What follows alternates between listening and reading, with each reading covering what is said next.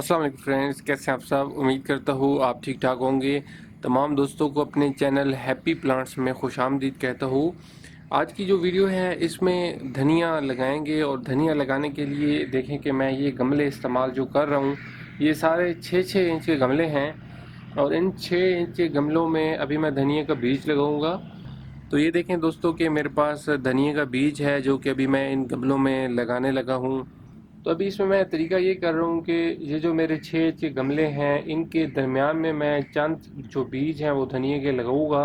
और इसमें लगाने का जो तरीका कर रहा हूँ मैं बहुत ही सिंपल है। सिंपली जो है मैं तकरीबन आधा इंच गहरे जो है वो बीज धनिया के इसमें लगाऊंगा। और देखें कि मैंने इस तरीके से थोड़ी सी जगह बनाई है बिल्कुल दरमियान में गमले के, और इसमें चुटकी भर तकरीबन 3-4 बीज जो है वो इसमें हम देखेंगे इसमें डाल दें। तो ये मैंने तकरीबन 4-5-6 बीज जो है इसमें डाल दिए हैं और बिल्कुल इसी सेम जो मट्टी है इसी के साथ हम इसको इस तरीके से जो है वो हल्का सा कवर कर लेंगे। थोड़ा सा इसको हल्का हल्का प्रेस करेंगे कि लेवल हो जाए और इसको जब हम पानी लगाएं तो आसानी के साथ लगा सकें। अभी इसको फ्रेंड्स मॉइस्ट करेंगे। और जो बीज होते हैं इनको ग्रो करने के लिए मॉइस्चर जो है वो बहुत ज़रूरी होता है, तो इनको अच्छे तरीके से मॉइस्ट करना होता है। तो देखें कि फ्रेंड्स इनको मैं मॉइस्ट करने के लिए इस तरीके से जो है वो इनको पानी लगाऊंगा। अभी फ्रेंड्स जो मैं ये सॉइल यूज़ कर रहा हूँ इसका मैं आपको कम्बिनेशन बता देता हूँ। ये मैंने बहुत ही सिंपल तरीके से बनाई है। इसमें 60% नॉर्मल मिट्टी है जो हमारी गार्डन सॉइल होती है, जबकि इसमें 30% कंपोस्ट है। उसमें आप कोई सा भी कंपोस्ट इस्तेमाल कर सकते हैं, गोबर का बना हुआ कंपोस्ट, गले सड़े पत्तों वगैरह का कंपोस्ट, तो कोई भी अच्छा सा कंपोस्ट जो सही गला हुआ वो इस्तेमाल करें। और 10% इसमें रेत है जो नॉर्मल कंस्ट्रक्शन वाली सैंड होती है वो है। तो ये 3 चीज़ें मिक्स करके मैंने इसकी सॉइल बनाई है।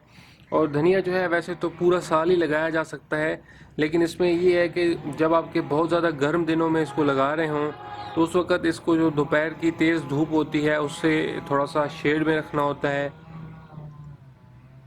तो अभी मैं बाकी गमलों में भी अपने धनिए के बीज लगाता हूँ और इन सबको भी मैं रखूँगा। अभी यहाँ पे दोपहर को तेज़ धूप होती है इसलिए मैं दोपहर के टाइम पे इनको थोड़ा सा शेड में रखूँगा। बाकी ये है कि जैसे ही बीज में से पौधे निकलना शुरू होते हैं, स्प्राउटिंग शुरू होती है, तो उस टाइम पे फिर पौधों को अच्छी रोशनी चाहिए होती है, तो अंधेरे वाली जगह पे इनको बिल्कुल नहीं रखना होता। तो इस तरीके से मैं इनको रखता हूँ और फिर इसकी जो अपडेट है वो मैं वीडियो में फिर फुली शामिल करूँगा।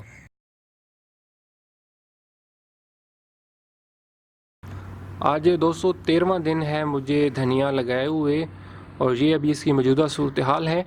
तो हमने दरमियान में गमले की सीड्स लगाए थे और ज़्यादा सीड्स लगाए थे, तो देखें 6-6 7-7 पौधे उगे हुए हैं इकट्ठे। अभी जो बाकी चीज़ें होती हैं तो उनके हम पतला करते हैं, उनका एक पौधा रहने देते हैं, जैसे चुकंदर वगैरह हो गए। लेकिन जो धनिया है इसमें हमने इसकी इसकी जो सीडलिंग्स हैं इनको निकालना नहीं है, बल्कि इसी तरीके से इसको घना होकर ग्रो करने देना है। धनिया के हमें सिर्फ पत्ते ही चाहिए होते हैं, तो इसलिए इसके जो 5-6 पौधे हैं वो इकट्ठे ही उगे बड़े गमले के जो दरमियान में। तो आप देखेंगे इस तरीके से, ये देखें, तो इकट्ठे मैंने सारे ग्रो किए हैं। तो उम्मीद है कि मुझे इनसे काफ़ी अच्छा जो है वो रिज़ल्ट मिलेगा और वक्त के साथ साथ ये जब बड़े होते जाएंगे तो उम्मीद है कि सारे गमला जो है वो इनसे भर जाएगा। तो ये मैंने अपना तरीका किया है धनिया उगाने का। तो दोस्तों इसकी मज़ीद जो ग्रोथ है वो उसकी अपडेट्स भी मैं आपको देता रहूँगा।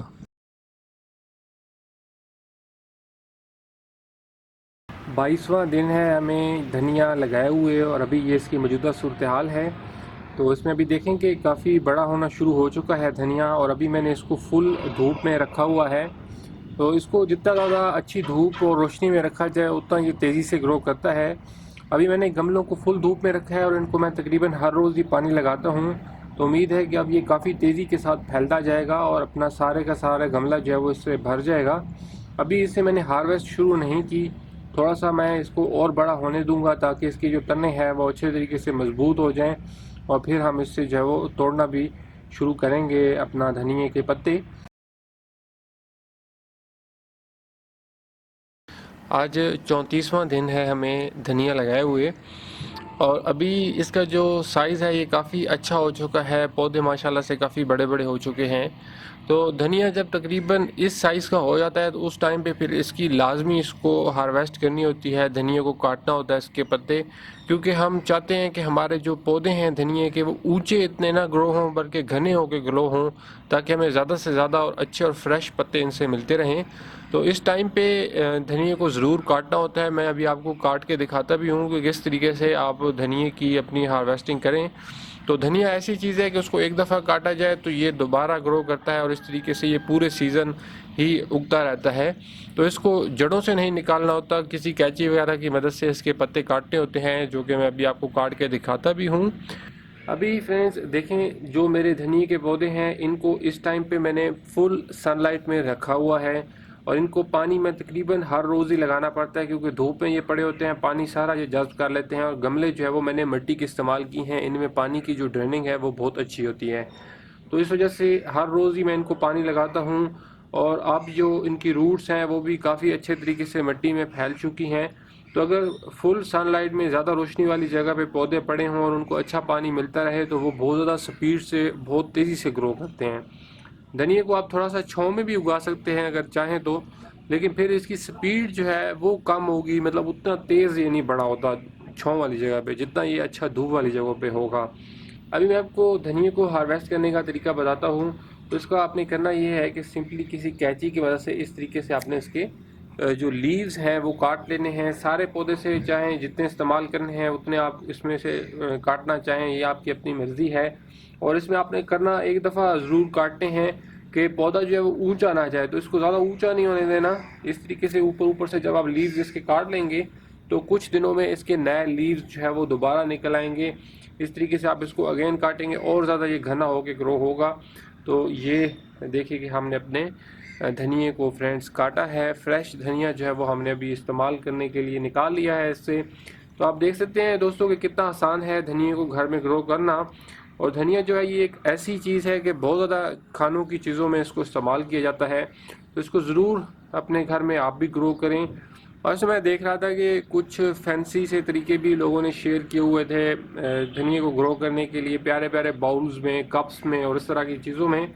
तो अगर आप मतलब डेकोरेशन के लिए ग्रो कर रहे हैं तो फिर तो वो वाले तरीके इस्तेमाल करें, लेकिन अगर आप सही मायनों में आउटपुट हासिल करना चाहते हैं कि आपको हर रोज़ ही अच्छा धनिया मिलता रहे, तो फिर आप कोशिश करें कि इस तरीके से मिट्टी के गमले इस्तेमाल करें और कम से कम जो है वो 6 इंच का या 8 इंच का गमला इस्तेमाल करें। उसमें एक दफ़ा आपके जब धनिया ग्रो कर आएगा तो वो आपको बहुत ही लंबे अरसे तक आपको एक ज़बरदस्त किस्म की आउटपुट जो है वो इससे मिलती रहेगी। तो फ्रेंड्स उम्मीद है कि आपको मेरी ये धनिया की हार्वेस्ट अच्छी लगी होगी। इस वीडियो को अपने फ्रेंड्स के साथ ज़रूर शेयर कीजिएगा। और अगर आपने अभी तक मेरे चैनल को सब्सक्राइब नहीं किया तो मेरे चैनल को ज़रूर सब्सक्राइब करें फ्रेंड्स। सब्सक्राइब करना बिल्कुल ही फ्री है और आपने अभी जो है वो सब्सक्राइब के बटन पे क्लिक करें, साथ में बेल आइकॉन दी गई है।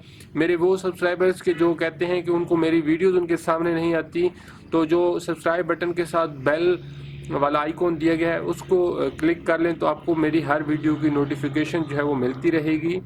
तो अपना बहुत सा ख्याल रखिएगा। फिर होपफुली किसी और वीडियो में किसी और टॉपिक के साथ बात होती है। तब तक के लिए बाय बाय।